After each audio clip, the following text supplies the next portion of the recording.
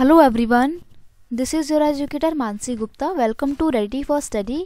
आज हम class 10th की सोशल साइंस यानी कि एसएसटी की वर्कशीट करने जा रहे हैं। ये आपकी एसएसटी वर्कशीट नंबर 75 है और इसकी डेट है 28 जनवरी 2022। ठीक है, तो आपको पता है हम आपकी हिस्ट्री की बुक का चैप्टर नंबर 3 पढ़ रहे हैं और आपका ऑलमोस्ट चैप्टर ये कवर होने ही वाला है, कंप्लीट होने वाला है, नेशनलिज्म इन इंडिया। ठीक है, तो अभी तक हम क्या पढ़ चुके हैं कि नॉन कॉर्पोरेशन मूवमेंट जो है वो स्टार्ट हो गया है और किस तरीके से उसमें अलग अलग सिटीज़ के लोग जो है वो पार्टिसिपेट करते हैं। ठीक है, और बेसिकली मूवमेंट की जो स्टार्टिंग है वो सिटीज़ से होती है। अब क्या होता है, धीरे धीरे ये मूवमेंट जो है वो विलेज साइड में या प्लांटेशन एरिया में भी पहुंचता जा रहा है। तो देखो, सबसे पहले हम अवध का एग्जाम्पल देख लेंगे और देखेंगे कि पीजेंट्स जो थे, किसान जो थे, उन्होंने किस तरीके से इस मूवमेंट के लिए रिएक्ट किया। ठीक है, उन्होंने कैसे इस मूवमेंट में पार्टिसिपेट किया। तो बेसिकली जो उनका व्यवहार था, इस रवैया जो था इस आंदोलन में पार्टिसिपेट करने का, वो बड़ा ही रिबेलियस था। रिबेलियस मतलब विद्रोह करने वाला था। ठीक है, तो देखते हैं। Here the peasant war led by the Baba Ramchandra, मतलब अवध में जो किसान थे वो गांधी जी के नेतृत्व में इकट्ठा नहीं हुए थे, बल्कि बाबा रामचंद्र जी थे जो इस मूवमेंट को गाँव में यानी कि अवध में लीड कर रहे थे। The movement here was against the talukdar and the landlord. यहाँ पर ये जो आंदोलन था ये किसके खिलाफ था? तालुकदारों के खिलाफ था और जमींदारों के खिलाफ था, जो उनसे बहुत ज़्यादा पैसा लिया करते थे as a tax and a variety of other cases. और भी कुछ कारण रहे होंगे जिसकी वजह से किसानों ने इन लैंडलॉर्ड के अगेंस्ट जो है ये रिबेलियन किया। पीजेंट्स हैड टू डू बेगार, मतलब बेगार का मतलब होता है कि फ्री में काम करना। जब आप उनको कोई पैसा नहीं दोगे, कोई वेजेस नहीं देंगे, बट आप काम करवाएंगे उनसे, तो उसको बोलते हैं बेगार। तो किसान जो है ये मूवमेंट इसलिए कर रहे थे क्योंकि लैंडलॉर्ड जो थे उनसे बेगार करवाया करते थे। These peasants movement demanded reduction of revenue, मतलब वो चाहते थे कि रेवेन्यू का जो टैक्स कलेक्शन बहुत ज़्यादा हाई है उसको हटाया जाए, अबोलिशन ऑफ बेगार को समाप्त किया जाए, and the social boycott of oppressive landlord. और ये जो दमनकारी और ये जो इतने बेकार से हमारे लैंडलॉर्ड है, इनको जो है इनका अंत किया जाए, इन्हें भगा दिया जाए।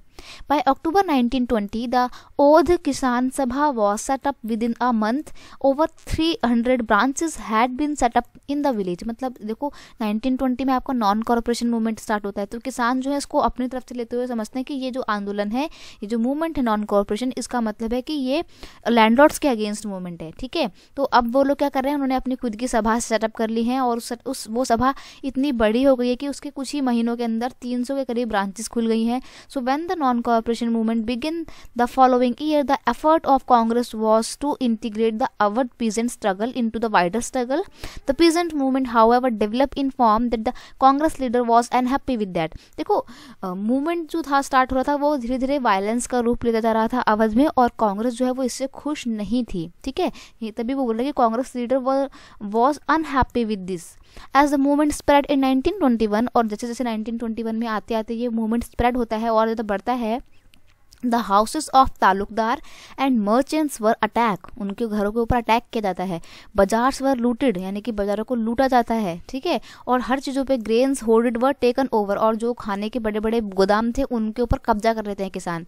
The name of Mahatma Gandhi was being invoked to sanction all action and aspiration. और देखो ये सारा जो काम हो रहा था ना कि किसान वगैरह जो कह रहे थे कि हम इकट्ठा होंगे, हम उनको लूटेंगे, किसके नाम पे? वो कहते थे कि गांधी जी ने हमें ऐसा करने के लिए बोला है। ठीक है, तो वो गांधी जी के नाम पे हिंसा भड़का रहे थे किसान। ठीक है, अब हम बात करें अगर गुडेम हिल्स ऑफ आंध्र प्रदेश की, तो यहाँ पर किसानों ने किस तरीके से इस मूवमेंट के लिए रिएक्ट किया, तो वो पढ़ते हैं हम। देखिए, tribal peasant in this area interpreted the message of Mahatma Gandhi and the idea of Swaraj in yet another way, उन्होंने अपने ही तरीके से इसका मतलब निकाल लिया।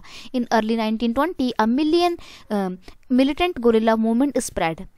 The people were engaged by the forest rule made by the colonial government. They were prevented from entering the forest to graze their cattle or to collect fuel, woods and fruits. देखो यहाँ पर क्या था ना, आंध्र प्रदेश के जंगलों में जो किसान थे उनको जाने पर रोक लगा दी गई थी। उन्हें बोला गया था कि अब आप अपने जानवरों को, अपने मवेशियों को लेकर यहाँ पर चराने के लिए नहीं आ सकते हैं। चराने मतलब ग्रेजिंग करने के लिए नहीं लेकर आ सकते हैं। तो जो आपके पीजेंट्स थे वो कहते थे कि ये तो हमारी ही संपत्ति थी और हमको हमारे ही जंगलों से दूर किया जा रहा है। तो क्या करते हैं ना, आंध्र प्रदेश के किसान क्या कहते हैं, वो लोग अल्लूरी सीतारमन राजू के मतलब लीड में कि वो उनके लीडर बन जाते हैं अलूरी सीतारामन राजू, और सारे आंध्र प्रदेश के किसानों को इकट्ठा करते हुए बोलते हैं कि मेरे पास कुछ स्पेशल पावर है, ठीक है। He could make correct astrological prediction, मतलब वो भविष्यवाणी बिल्कुल सही कर सकते हैं, पीपल्स को हील कर सकते हैं, यानी कि उनकी अगर तबीयत खराब है तो उनको ठीक कर सकते हैं, and he could survive even bullet shot, और अगर उनको गोली लग जाएगी तो भी वो मरेंगे नहीं। ऐसा कौन कहते थे? अलूरी सीतारामन राजू। और फिर भारत के जो मतलब थोड़े बहुत आंध्र प्रदेश के किसान थे वो तो बेचारे भोले भाले उनकी बातों में आ गए, और Raju takes the greatness of talks the greatness of Mahatma Gandhi. तो वो राजा अलूरी सीतारामन राजू जो था वो महात्मा गांधी की ग्रेटनेस के बारे में बताया करता था अपने लोगों को, और बोलता था कि महात्मा गांधी ने इतना बड़ा मूवमेंट स्टार्ट किया है, वो सिर्फ हमारे लिए ही स्टार्ट किया है। मतलब वही लोगों को अपने अकॉर्डिंग जो है वो बताते थे और बोलते थे कि महात्मा गांधी ने मुझे ऐसा करने के लिए बोला है, ठीक है। तो देखो वो लोग जो है नॉन कॉर्पोरेशन मूवमेंट से इंस्पायर होकर अपना खुद का मूवमेंट स्टार्ट करते हैं, ठीक है। वो जो अलूरी सीतारामन राजू है वो लोगों को बोलते हैं कि आप भी खादी के कपड़े पीजिए, खादी के कपड़े पहनिए, और गिवन अप ड्रिंकिंग, और शराब पीना बंद कर दीजिए। But at the same time he asserted that India could be liberated only by the use of force, not non-violence। लेकिन दूसरी तरफ वो इस बात पे जोर देते थे कि अगर भारत को आज़ादी चाहिए तो उसे नॉन वायलेंस का रास्ता नहीं अपनाना, बल्कि उसको हिंसा का रास्ता, फोर्सेस का रास्ता या वायलेंस का रास्ता अपनाना ही पड़ेगा, ठीक है।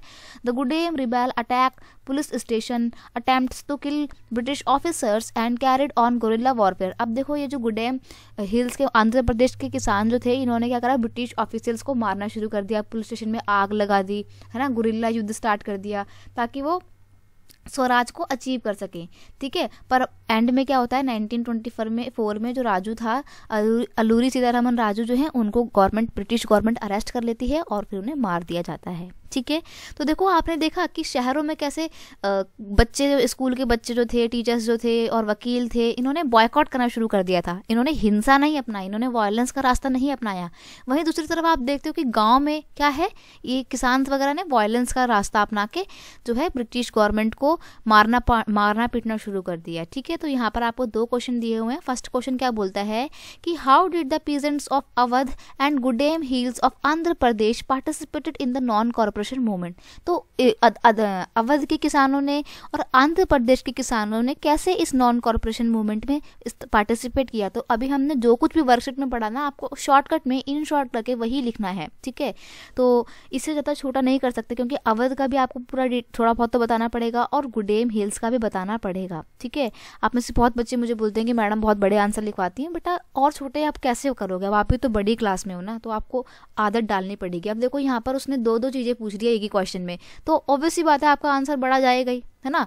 आप इसको छोटा कैसे लिखोगे। पार्टिसिपेशन बताने में आपको थोड़ा बहुत तो एक्सप्लेन करना पड़ेगा ना कि क्यों कर रहे थे और किसकी लीडरशिप में वो अपना ये मूवमेंट स्टार्ट कर रहे थे, तो वो आपको लिखने में थोड़ा टाइम तो जाएगा ही, ठीक है। तो ऐसे क्वेश्चन जो है वो लॉन्ग क्वेश्चन ही आते हैं और आपको लॉन्ग क्वेश्चन में लिखना भी पड़ेगा फिर ज़्यादा से ज़्यादा, ठीक है। तो ये कंप्लेंट मत किया करो कि मैडम बहुत बड़े बड़े आंसर लिखवाती है। In Awadh peasants were led by the Baba Ramchandra, वही थोड़ा बहुत मैंने शॉर्टकट में करके बता दिया। Here the movement was against the talukdar and landlords who demanded for the peasants exorbitant high rents, मतलब वही उनसे ज़्यादा पैसे मांगते थे, ठीक है, और पीजेंट्स को वहाँ पे बेगार करनी पड़ती थी। The peasants movement demanded reduction of revenue, abolition of begar and social boycott of operation of landlord. फिर वही कि यहाँ पे सभा बैठाई जाती है और बाद में मर्चेंट्स वगैरह, तालुकदार और मर्चेंट्स को जो है पीटा जाता है, ठीक है, और बाजारों को लूटा जाता है। यही सब है यहाँ पे। आप फिर गुडेम हिल्स का एग्जाम्पल जो मैंने आपको बताया वही यहाँ पर है, बस थोड़ा शॉर्टकट में मैंने करके लिख दिया। तो आप इसका स्क्रीनशॉट ले लीजिए। क्वेश्चन नंबर 1 आपका यहीं तक है, ठीक है। क्वेश्चन नंबर 2 देखिए, how was the participation of the peasant in non corporation movement different from the participation of the people in cities. यानी कि नॉन कॉर्पोरेशन मूवमेंट में किसानों का जो पार्टिसिपेशन था वो कैसे अलग था सिटीज के लोगों से, शहरों के लोगों से। तो बताया ना मैंने कि non corporation movement start with the middle class participation in the cities. शहरों के मिडिल क्लास लोगों ने जब इस मूवमेंट में पार्टिसिपेट किया तब तो इस आंदोलन की शुरुआत हुई, ठीक है। Thousands of student left government control school and colleges and the teachers ने रिजाइन कर दिया, बच्चों ने स्कूल छोड़ दिए।